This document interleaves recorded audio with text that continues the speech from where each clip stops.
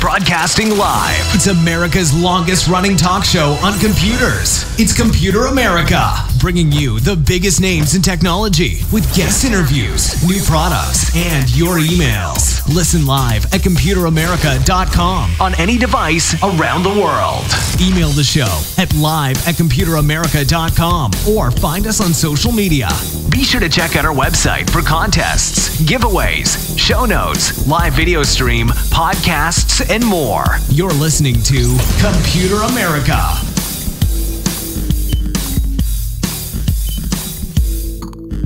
Hello and welcome into the Computer America Show. We are the nation's longest running, nationally syndicated radio talk show on computers and technology. Thank you for joining us. I'm your host, Ben. And I'm your co-host, Carissa. Perfect. Yep, that all works well. So everyone, welcome into today's program. So yeah, we have a great show planned for you with a full hour of computer and technology news. And yeah, we have a lot of great stories, everything from an AI paper that is not so subtly racist. We have sensors of, let's see, the world's largest digital camera snaps the first 3,200 megapixel image. Pretty cool stuff. Some more, I know, crazy. And then there's some stuff about TikTok. There's some stuff about Uber and London and all that good stuff. It's going to be a very fun show. So everyone, welcome into the program. And first things first, computeramerica.com. That's where you'll find everything, past shows, future shows. I know that we're a little bit behind, but we should catch up on that here in just a moment. But yeah, so you can find most of the articles and recent shows and the podcasts and things like that. And of course, links to social media or at Computer America on any of those. So everyone, I think that's just about it. Carissa, how you doing? How's your weekend?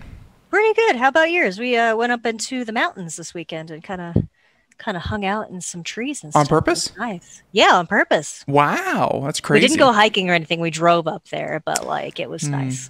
Yeah, no, that's and of course out there in Colorado, gorgeous stuff out there, and yeah, very cool. I did not, even though I guess I'm always up in the mountains in North Carolina. So, you know, but yeah, always good to get some fresh air and hopefully some air away from people. And with that being said, I had a good weekend too. It was obviously Craig's birthday. So, you know, we took the illustrious Craig Crossman out to dinner, and yeah, it was a very Craig-centric weekend. So, you know, it's okay to have, you know, one of those once a year. It's he deserves it.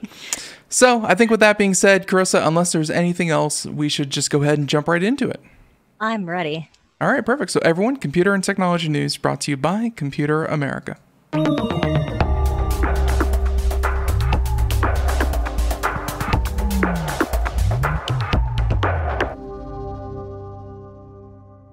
Okay, so, and, you know, we're still looking for stories and still, still looking at what has been announced over the weekend.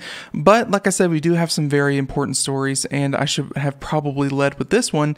And this is going to affect anyone who, well, I guess is into medicine, because check this one out. This is obviously going to be a big problem for a lot of people, because one of the largest cyber attacks in U.S. history just happened. If you didn't know, yeah, don't panic.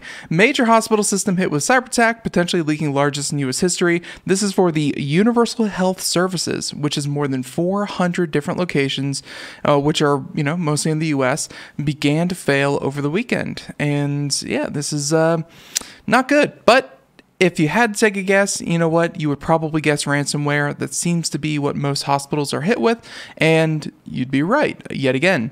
So, Kevin Collier, a major hospital chain, has been hit by what appears to be one of the largest medical cyber attacks in United States history. Computer systems for Universal Health Services, which is more than 400 different locations, primarily in the U.S., began to fail over the weekend, and some hospitals have had to resort to filing patient information with pen and paper. Yes.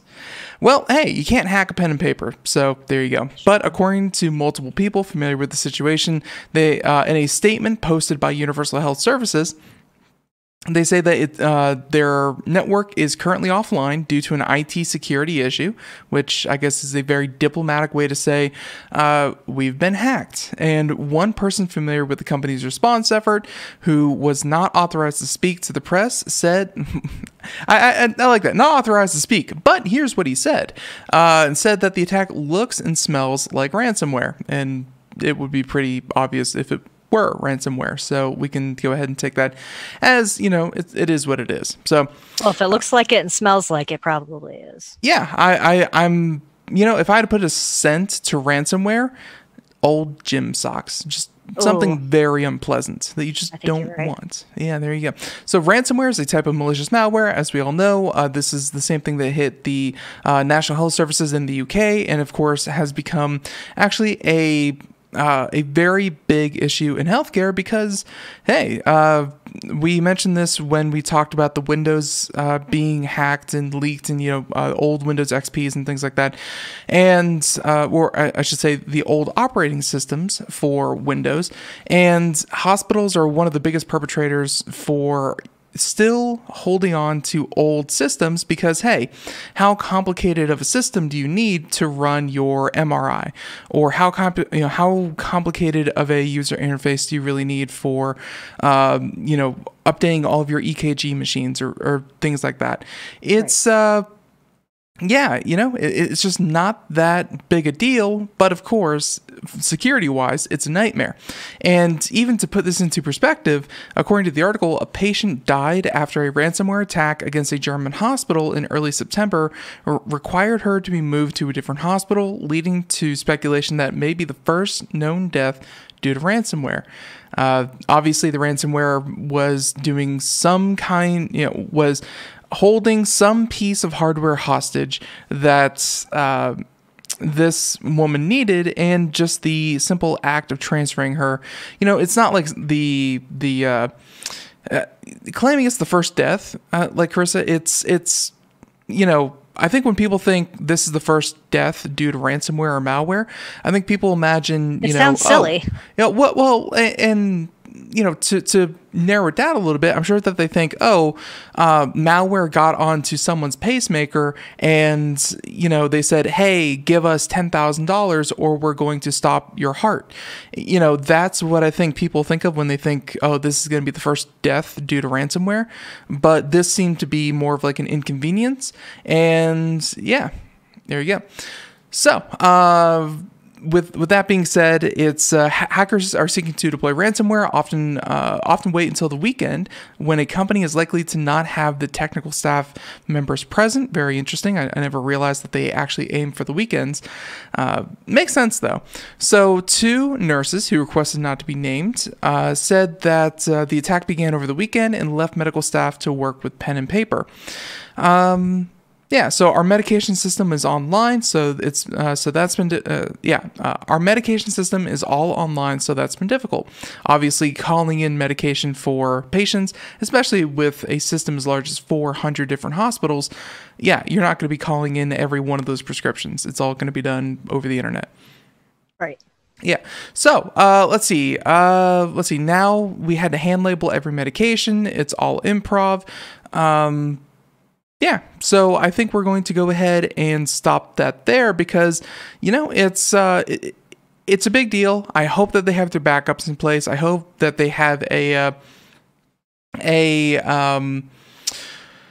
plan in place to recover from this, but this should be one of the biggest warnings to the healthcare systems that, it's not even that, like, you need to make sure that all of your equipment is running and working and that kind of thing, but you need to make sure that your networks are secure. And unfortunately, they will never be completely secure because all it takes is one nurse, one doctor, one random person on the approved network that clicks a random link in their email, and suddenly your entire network is compromised. And trust me, when you have 400 hospitals with probably tens of thousands of employees, not everyone is thinking strictly in terms of security. Yeah, exactly. Somebody's going to press something eventually. Yeah, it's just a matter of time, and it's not even so much about having the having the best security. It's about having the best response to when it finally happens. So, there you go. Yeah, so National Health Services, even though it wasn't a well, they were talking about the 2017 WannaCry back in 2017, and they even had to deal with 80 of their facilities being affected due to WannaCry, which happened in the UK. So they're not new to this, but this seems to be a big one, and I'm wondering how big it's going to get before it gets better. So there you go. Okay, there's that story, and why don't we go ahead and talk about this one? This one's a bit ridiculous. Carissa, have you ever heard of a type of science, even though calling it science is probably a step too far, called phrenology? No, I haven't. It sounds like it would be related to the little flappy bit underneath your tongue, like whatever that's called. That is called your frenulum. Is that your frenulum or frenulum? It's something like that, something with an F, but that's what that reminds me of. So actually, I have no idea what it is, what sciencey thing you're trying to describe. So, well, phrenology in particular is a completely debunked way to determine a person's frenulum. Yeah. That's the thing on your tongue. But anyways, phrenology is a completely debunked and actually completely bullcrap way of determining someone's trustworthiness based on features of their face. And it's been debunked. Well, an AI paper was published in Nature. Nature's a very well-respected journal, and they claim that to evaluate trustworthiness based on physical features, and it sparked a major backlash where an AI paper. So I guess they were trying to teach an AI how to determine who is lying and who is trustworthy and who isn't, and it got a little racist. So let's talk about this. Oh, no. Yeah, so on Friday, a trio of evolutionary psychology researchers published a research paper in Nature that sought to use machine learning to track historical changes in trustworthiness using facial expressions in portraits. The experiment was widely panned online as a digital revival of racist practices that claimed to discern character from physical characteristics such as phrenology and physiognomy. So you can clearly see that, maybe if you wanted to be racist, you would say that,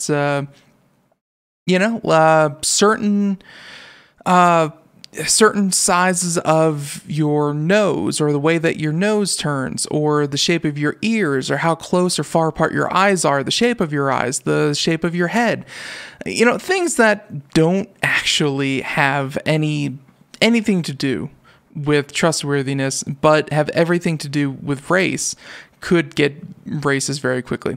So at its core, the paper is concerned with the research linking facial morphological traits to important social outcomes and uses portraits over the past few centuries, along with selfies over the past few years, to conduct its experiments.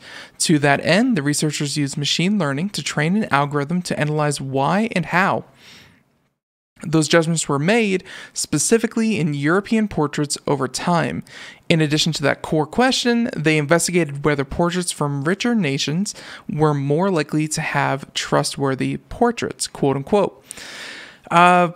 So far, they're not setting out to prove that one race is better than the other, that Europeans are better than any other ethnicity out there. They're simply trying to link the data sets. Here are all of the selfies, here are all of the portraits going back centuries, and we trained them on trustworthiness. Which one of these, self-described, this is a trustworthy person, this is a trustworthy thing. And again, they were trying to train it on the data sets. So on Twitter, the researchers shared their study and said that they designed an algorithm to automatically generate trustworthiness evaluations from the facial action units, which will be your smile, your eyebrows, your different features of your face, saying that the tweet was shared with an image from the study that resembles outdated and debunked diagrams from a well-known phrenology booklet in 1902 that promised to acquaint all with the elements of human nature and enable them to read these elements in all men, women, and children in all countries.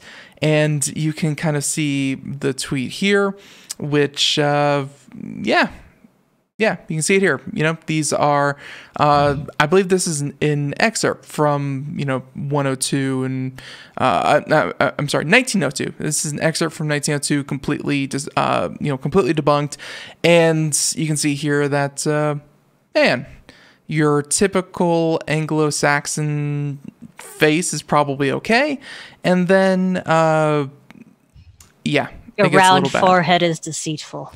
Yes, apparently the squinty eyes, the bold upcurved chin, the small forehead, little things like that, completely not true. And so quickly that sparked a backlash as a flood of researchers pointed to a deeply flawed set of assumptions, questionable methodology and analysis, superficial engagement with art history, and a disregard for social and economics. Critics also accused the project of being the latest to simply use machine learning to train an algorithm to be racist. Carissa, this seems to be exactly that, where they wanted to,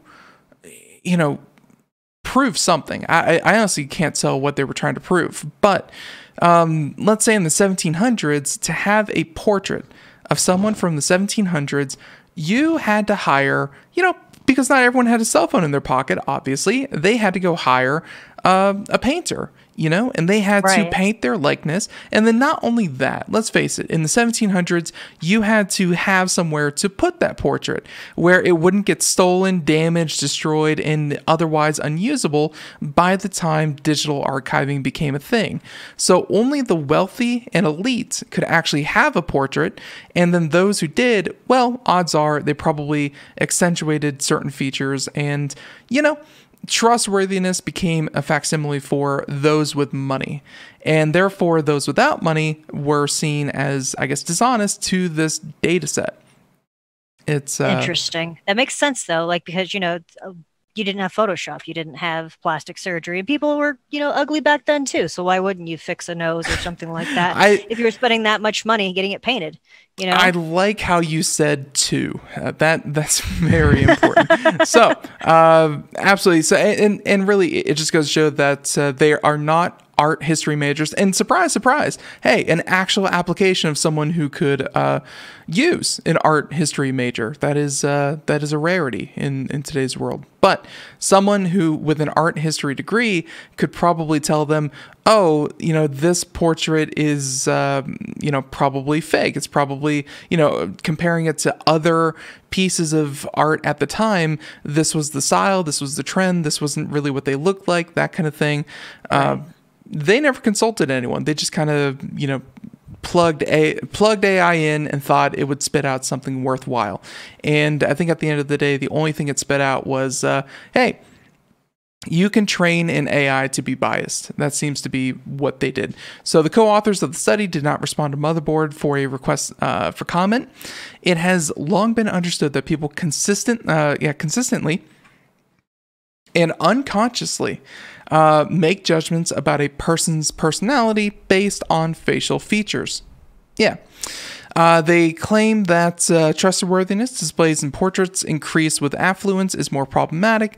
Let's see, skimming the article because, as always, Motherboard, very, very well researched, which means very, very wordy. But still, let's see. So the algorithm can't actually detect trustworthiness, according to one statistician's Twitter thread, where he calculated its ability to detect trustworthy or dominant faces is only 5% better than simply saying every face is equally trustworthy.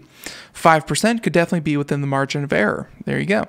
The algorithm's inherent flaws are made even worse by the incomplete data. The core claim that the increase in trustworthiness is more strongly associated with GDP per capita than institutional change is undermined by the fact that there were portraits stretched back from 1500 to now. The economic data only begins in the 1800s. This means that 42% of the economic data from this analysis is missing. I think that's not helpful. Not at all. I think that if there's anything to take from this, and by the way, shame on Nature for publishing this. It must have been a really slow day, but yeah, actually, the Motherboard article says it best. Altogether, it's not clear there is any value in this sort of experiment. If anything, it seems destined to end up being used in attempts to legitimize digital reskins of physiognomy and phrenology, much in the way of police departments tried to use empirical analysis to legitimize their racial profiling. So, yeah, it's trying to say that AI is somehow going to look past the biased nature of data sets, not at all the case. In fact, it actually bumps up a notch, because humans at some point, if they're decent humans, will question themselves. They'll actually, try to take other viewpoints and challenge their train of thought. AI, on the other hand, is, by nature, just keeps that ball rolling no matter what direction, and it will take it to its logical conclusion, because it's it's a machine. It's trained to do that. So right, there's only so much you can do with machines, but this one actually reminds me of another article I saw actually a few years ago, which is kind of different, I guess, because if you're talking about trustworthiness, and that really depends on the person.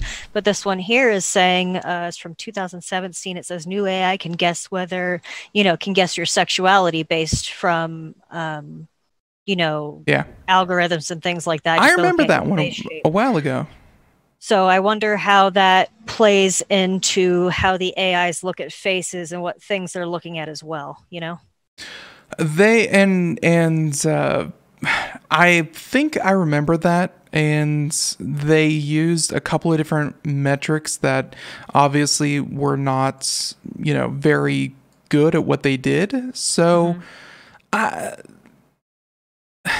So that's different, because it's like a physical characteristic. It's not like whether or not your face changes based on whether you're lying or not. So I guess that's kind of like the difference. Or even if there's any determinable factors that are like, hey, you have the head shape of a gay, so therefore you are the gay. These machines are very good at taking massive amounts of data and putting out connections that I think, if you told a human to sit down with 1 million pictures and say, draw any comparisons you can between these 1 million photos, a person can never do that. But a machine can. But at the same time, if you give it only a certain type of picture, or the pictures are, themselves not very well rounded, or they're old or from a certain location, if you gave them 1 million pictures of, let's say, 1 million pictures of people from China, they will assume that all humans are, tan of skin, black hair, typical, traits of someone from China. And of course that's not the case. That's, there are many other races and ethnicities, but yeah, the data sets matter, and clearly this one was not trained too well. So there you go. Okay, other than racist AI. Robots. Yeah, which it's actually a bigger problem than we're letting on. It's actually a very, very big problem. It's a big problem. Let's go to something that may be a little bit less controversial, and how about we talk about iPhone?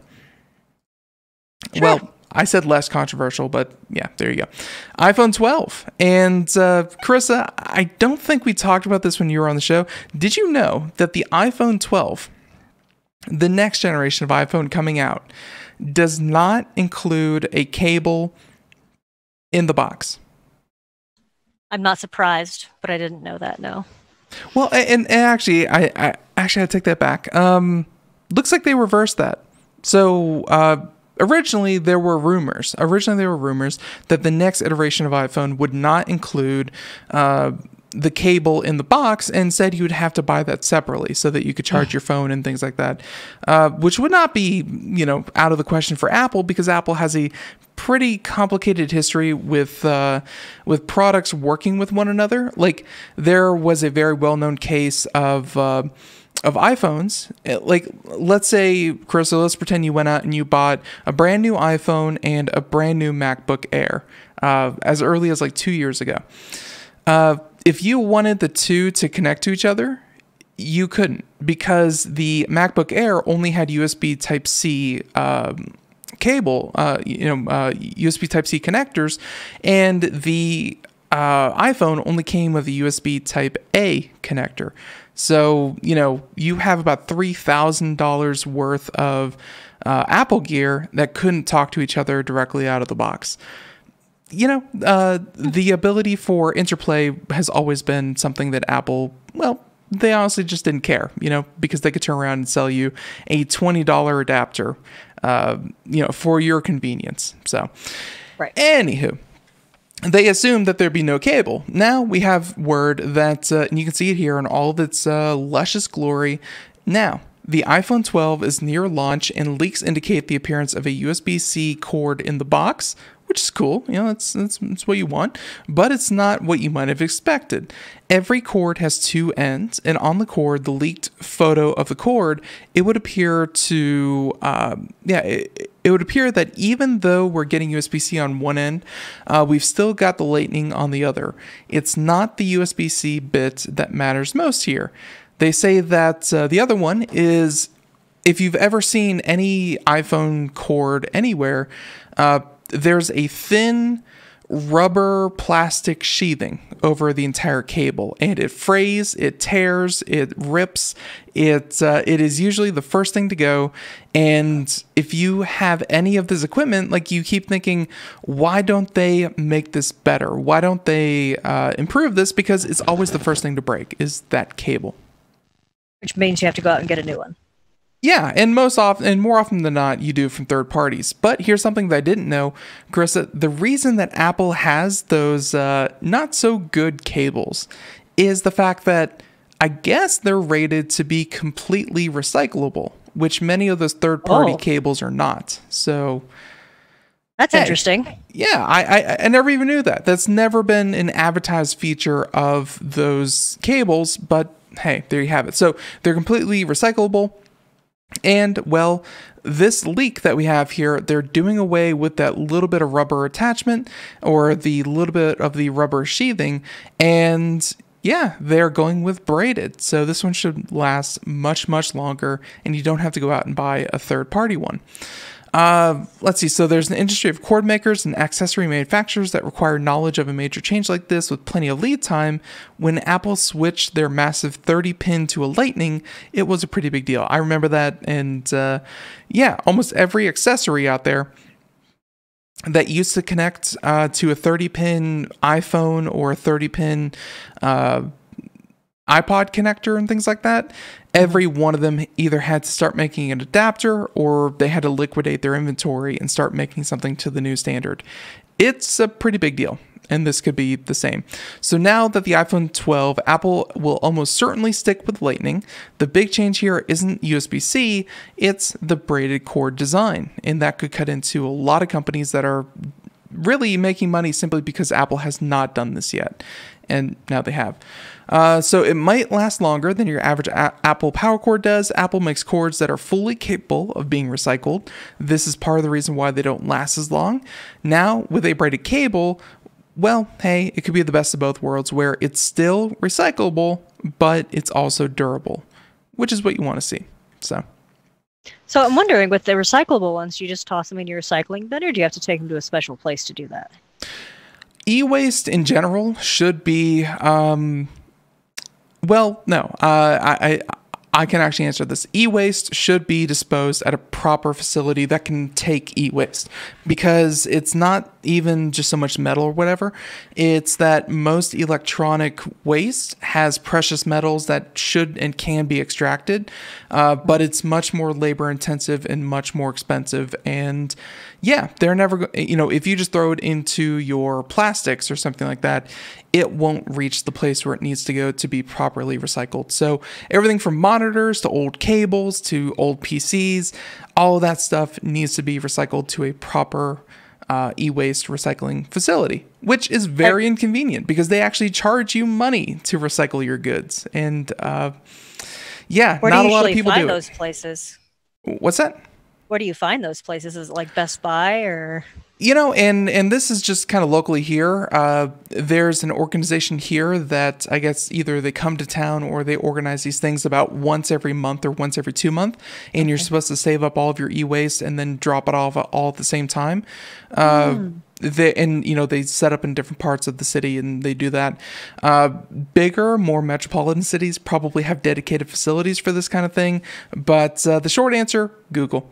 Just Google where to recycle e-waste, and I'm sure you can find something local there. Or worst case, you might not, which is a very, very real possibility. So there you go. Yeah. So there's that one. Real quick, we should talk about TikTok. I know everyone's favorite topic. Well, TikTok, so Carissa, I think last time we talked about this, they were heading for a ban that was supposed to take effect yesterday, Sunday night. So yeah, they were supposed to head for a ban, no more new downloads, and that includes even security updates and patches.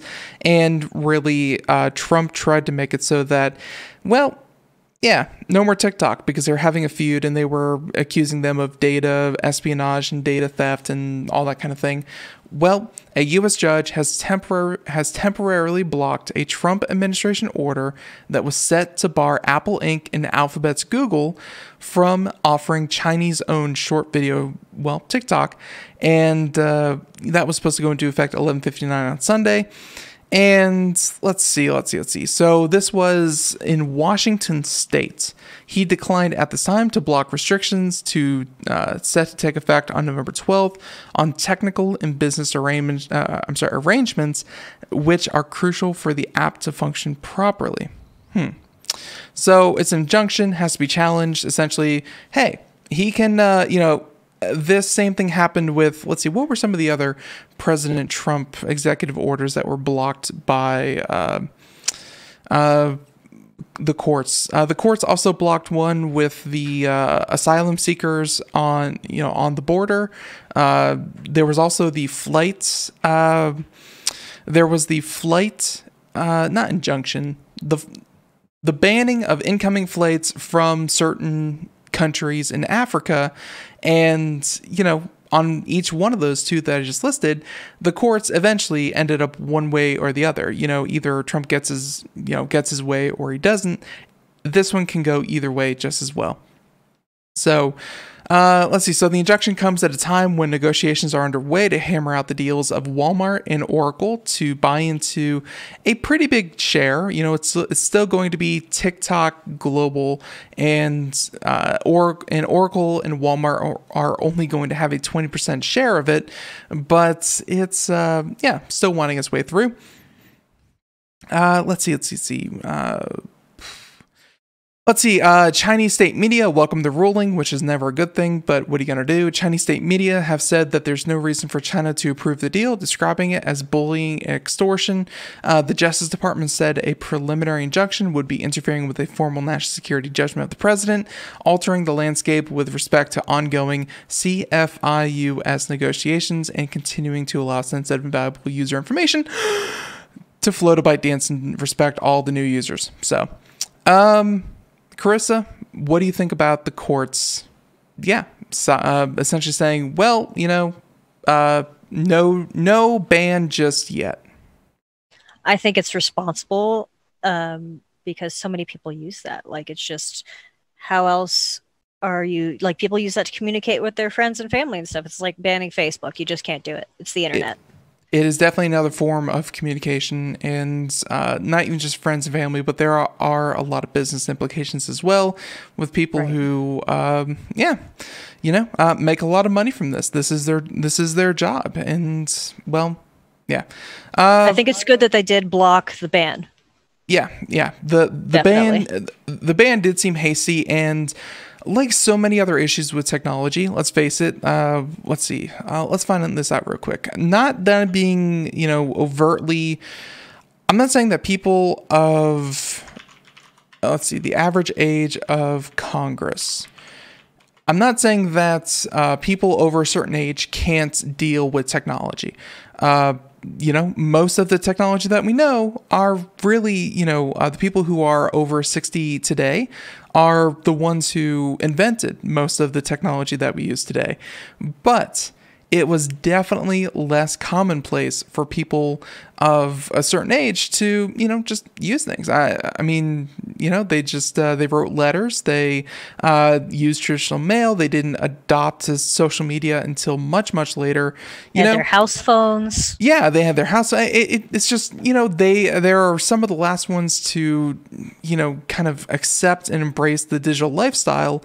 And yeah, the average age. Yeah, the average age of Congress is about 58 years old, with senators being about 62 years old on average. I don't feel that 100, on average, 62-year-olds are going to give TikTok, which I believe has an average user age of like 19, they're not going to give it the best shake. They're not going to give it a fair chance, and they're not going to, they don't have any kind of reason to, approve it. Right. I don't know. I don't feel that the legislation that banned TikTok is the most representative of TikTok's user base. So there you go. And that's just something that I feel. So it was probably done hastily, and I think that it should probably be revisited. So there you go. Okay, that was that story. That was story number 5. Story number 4. Story number 5. Carissa, did you have a story, or should I pick another one? Well, I sent you a few in the chat. Sure. Let me pull that up. The first one we just talked about. Here we go. Okay. So,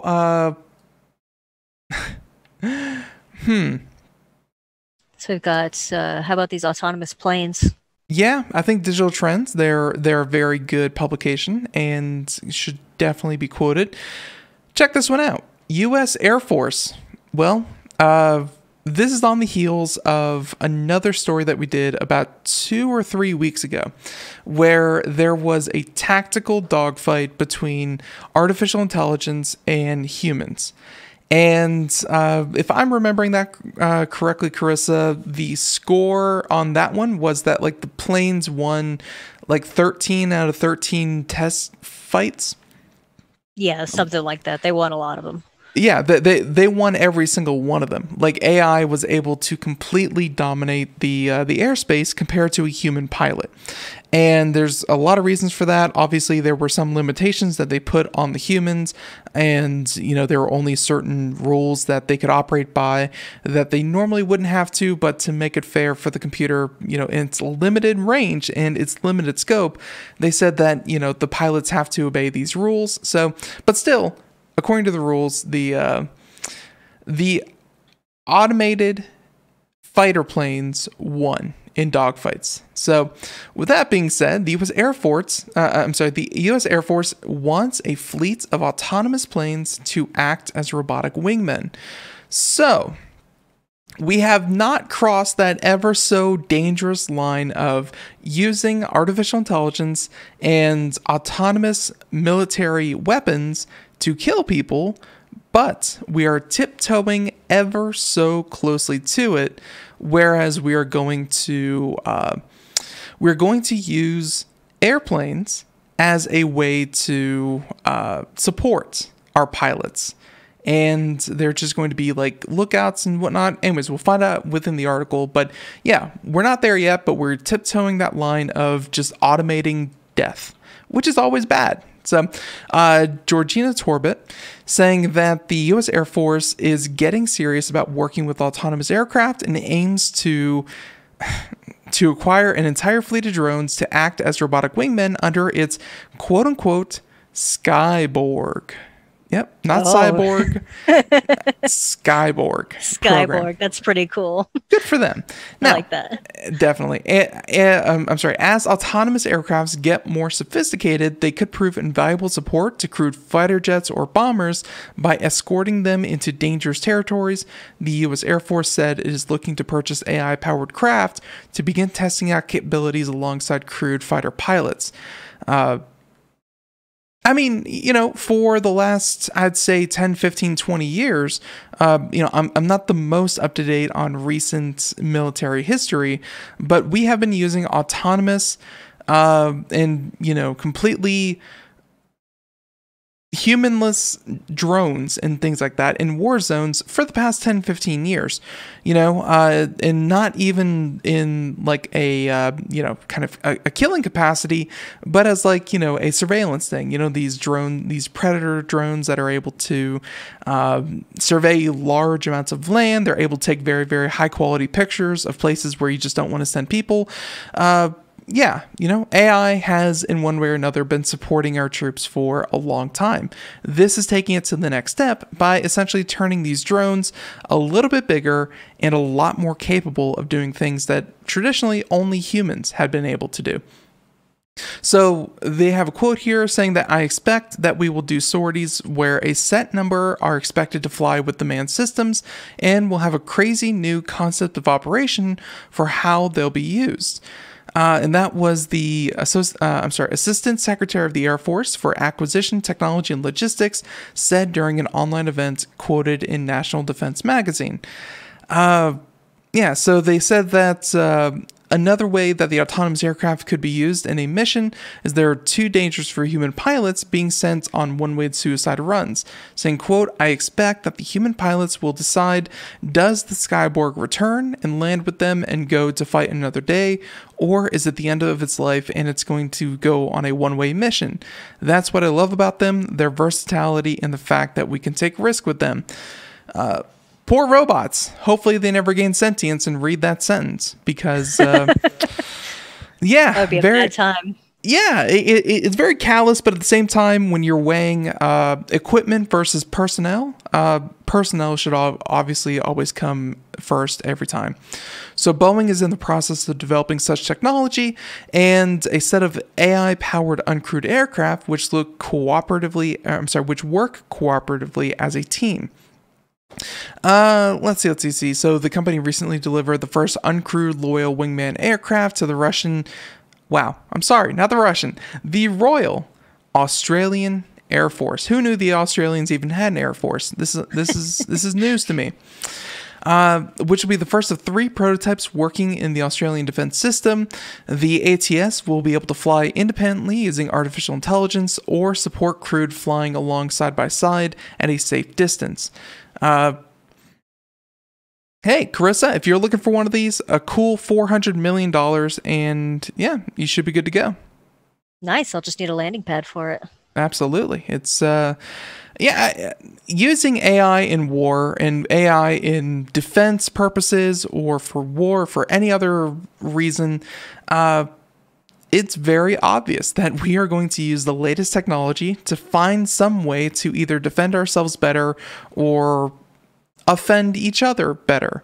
It's just in human nature. We're not going to look at our new tools of today and go, hey, can we not turn this into a weapon? And it's up to a lot of hopefully much smarter people than myself to determine should we, can we, and how do we, If only they put as much effort into, I don't know, medical equipment or something. Oh, the military actually has done a ton of advancement when it comes to medical technology. I understand what you're saying. I can't... Nah, I totally could. I don't want to have a conversation about the military budget and that whole can of worms. But yeah, medical technology is making leaps and bounds, and yeah, But the Air Force is also ordering $400 million drones. So yeah, we'll find out soon enough. So there you go. A very, very cool story. And I'm not surprised at all, considering that story that we did a little while ago about, well, the Air Force testing these unmanned fighter jets against their own manned fighter jets, because you saw the writing on the wall that it was definitely something that was going to come to pass. So okay, there's that one. Story number 5. Let's go ahead and continue on here too. I have this one here. This is the largest digital photograph taken so far, and you're looking at a 3,200 megapixel image. And let's see, not this one. Let's see, is this going to be it? Let's see if we can do this without, well, yeah, no, we would definitely be playing sound on that. Let's go ahead and mute right here. So there we go. Okay, so if you're watching the video portion, you can see the nice little video there that they're going to explain how this whole thing works. But let's go ahead and put that up there. Yeah, the camera will explore cosmic mysteries as part of Rubin's Observatory Legacy survey of space and time. This is very different because up until now, well, not even up until now, we've always done this kind of thing, but many of the high-powered telescopes that we employ are radio telescopes, where they collect infrared, they collect radio signals, and they essentially come back in a big blob of colors known as redshift, and we're able to detect different things by decoding the redshift, such as forces of gravity, sources of light, things like that. But only a few, and I think the Hubble telescope would be an example of a digital telescope that, has just done so much. So let's go and talk about this. Crews at the Engineering Department of Energy National Accelerator Laboratory have taken the first 3,200 megapixel digital photos with an extraordinary range of images that of imaging sensors that will become the heart and soul of the future Vera C. Rubin Observatory. The images are so large that it would take 378 4K TVs to display just one of them in their full size. 378 4K TVs. Not That's bad. Incredible. Not bad. Definitely. And their resolution is so high that you'd be able to see a golf ball from 15 miles away. Wow. It's quite the thing. So it said that these and other properties will soon drive unprecedented astrophysical research, saying that the next the sensor array will be integrated into the world's largest digital camera, currently under construction at the SLAC. And once installed at the Rubin Observatory in Chile, the camera will produce panoramic images of the complete southern sky, one panorama every few nights for 10 years. The data will feed into the Rubin Observatory, a catalog of more galaxies than there are living people on Earth, and the motion of countless astrophysical objects. So that's a ton of different galaxies. Yeah, so let's see. This gets into the focal plane and how it's done and that kind of thing. Let's talk a few more numbers and then move on to the next topic. But they say that over 10 years, the camera will collect images of about 20 billion different galaxies. That's billion with a B. This data will improve our knowledge of how galaxies have evolved over time and will let us test our models of dark matter and dark energy more deeply and more precisely than ever. Saying that the observatory will be a wonderful facility for a broad range of sciences, from detailed studies of our solar system to studies of faraway objects towards the edge of the visible universe. Pretty crazy. That's crazy, yeah. Yeah, and so with that being said, there's of course the assembly process as always.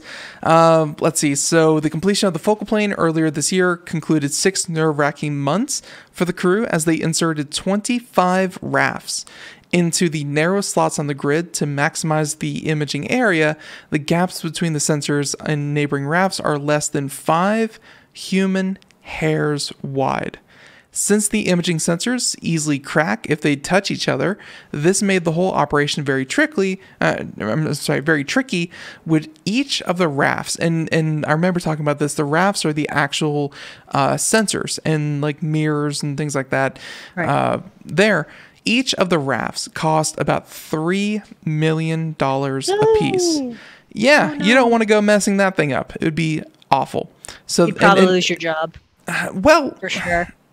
maybe maybe the new guy comes in and does the exact same thing. So, but anyway, but really think about that.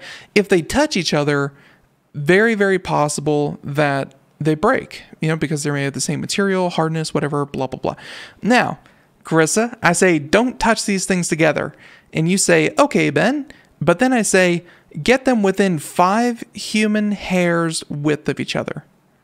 Just micrometers within each other. You go. It's fine. I'll eyeball it.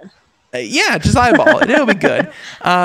It's just crazy how precise this thing had to be. So the team spent a year preparing for the raft installation, and yeah, they did a good job. I remember that they did that, and they did it perfectly. So, I wonder how they spaced them out like that. I don't know. They probably came up with a very good way. But all I can say, here's a diagram of what the whole thing looks like, and it's nearing completion of the camera. It's very exciting, and we're proud of playing such a central role in building it. That was Joanne Hewitt, the Chief Research Officer and Associate Lab Director for Fundamental Physics. It's a milestone that brings us a step closer to exploring the fundamental questions about the universe and exploring the universe in ways that we haven't been able to do so before. Imagine all of the amazing pictures that the Hubble telescope was able to, kind of bring us. And obviously, this is not an orbital telescope like the Hubble was, but this thing is 150 times stronger than the Hubble telescope. It's really, really impressive, and it should send back some amazing images, and I can't wait to see them. So there's something to look forward to. Absolutely. Let's talk about death, Carissa. Great. Absolutely. So pour one out for the homies, and in this particular case, the homies are the one, the only, Farmville. Oh, rip. I know. I actually remember playing Farmville. I'm not at all into mobile games and Facebook games, but man, Farmville was one of those games that I think everyone played. Everyone had to water their strawberries. Everyone had to send their friends a cow or whatever. It was a hit. It was a huge hit. That was back in 2009. That's probably one of the few things that the older generation did get into, because I knew a lot of older people that were actually super into Farmville. Oh, for sure. It was so simple, so repetitive, but at the same time, easily accessible. They hit a lot of buttons. So here we go. You may have already thought that Farmville was dead, and I think that a lot of our listeners would, that's what they're saying. Oh, Farmville. I thought that was already dead. Well, they said that following an incredible 11 years since the initial launch back in 2009, we are officially announcing the closure of the original Farmville game on Facebook. That's what Zynga said this morning. Players will be able to keep making in-app purchases through November 17th. How altruistic of them. After that point, payments and refunds will be suspended by users, but they'll still be able to play through December 31st, at which point Farmville shuts the barn doors for good. Yeah, so the timing isn't exactly Zynga's choosing. A decade ago, game of that ilk were usually built using Adobe Flash, and Flash has been on the way out. For those who don't know, all major browsers will stop supporting Flash by the end of 2020. Oh, I didn't even know that. That's news. Yeah, Flash has always been one of the largest security flaws in most operating systems, and Google said that they were going to stop supporting it. Microsoft said that they were going to stop supporting it, and then of course Apple stopped supporting it years ago. And then on top of that, even Oracle, who makes Adobe and Flash, they said that they were going to stop supporting it. So yeah, the original Flash game is unfortunately gone. So even from its launch, Farmville was a joke among more dedicated video game players, garnering derision for its gameplay, its gated microtransaction-heavy mechanics, and being on Facebook. But, mockable or no, it changed the gaming world, saying that within 6 months, Farmville had 73 million monthly users, making it the most popular game on Facebook and probably the world. It made both Facebook and Zynga a ton of money in the process and laid a template for future games. And yeah, by 2013, Zynga's dominance had waned, and the company still makes dozens of games, including other projects, but Farmville, Words with Friends, and other popular Facebook titles proved to operate mostly as fads. Players often moved on when the newness wore off, and the landscape for low barrier social and mobile gaming became highly competitive. So, yeah, she'll have to move to. Oh, sorry. I just want to wrap up by saying that again, November 17th is when you can stop paying for things, and you should probably already do that. And then December 31st, the whole thing comes down. Sad days. But I was going to say, I guess everybody's going to have to move to Stardew Valley or Harvest Moon or My Time at Portia or any of these other far superior farming games. If farming games, you're absolutely right. But Carissa, what would your recommendation be for those on Facebook who want to play a game, or on mobile who want to play a game? I'd have to think about that because I don't play on mobile. Exactly. I think you might be able to get Stardew on that here soon if they don't have it already. That's the niche though that they're trying to fill, is something that's mobile, right, highly social, and can easily take it with them. But now Farmville will not be the one. So there you go. We have time for just one more story, and let's see. Let's talk about not that one. I was just looking at those stories. And yes, you can in fact get Stardew on your phone. Oh, just so you know. I did not know that.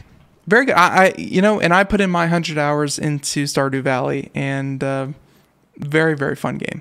Definitely enjoy that. Let's talk about Prime Day. This would be a good way to kind of wrap up the last 3 minutes. Prime Day has, let's face it, Amazon rules our planet. They are our overlords. We do everything by their, by their good graces. All hail Bezos. Now, Amazon Prime Day has traditionally been very, very crappy. Many people compared it to essentially the retailer having a giant yard sale where they sell a ton of stuff that you don't want for prices that still, even at like 90% off, you still don't want.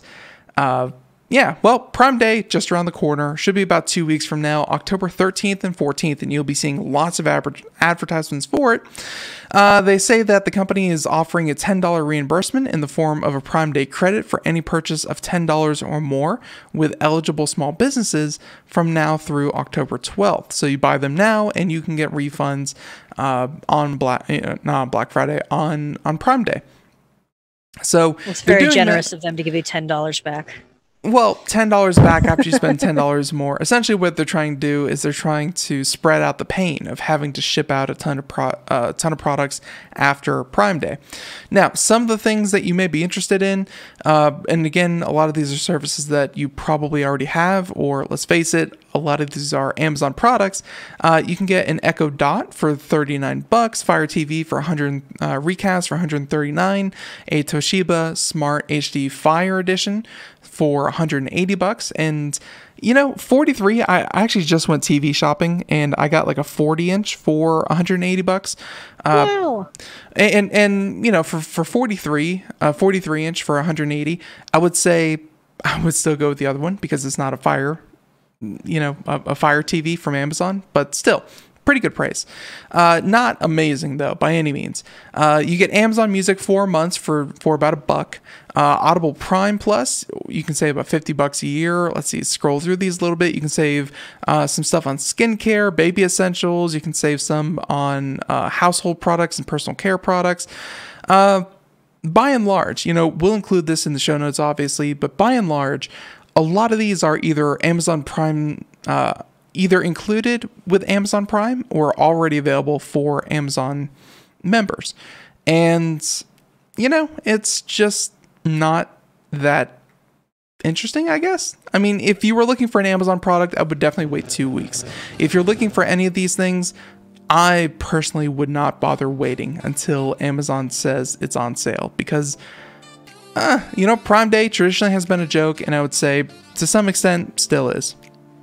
Bad days. Hey, they try to build themselves up as like the new Black Friday, like, spend all your money right now. Don't bother. So, okay. and so there you go, everyone. Thank you so much for tuning in. Thank you for listening. That's it for today. Tomorrow on the show, we'll have a special segment, still trying to figure out what topic we're going to discuss, but it should be fun. Everyone, thank you so much for tuning into the show. We'll catch you here next time, 4 p.m. Eastern, Monday through Friday. And until then, everyone, have a great day. Thank you so much. Bye, everyone. See ya.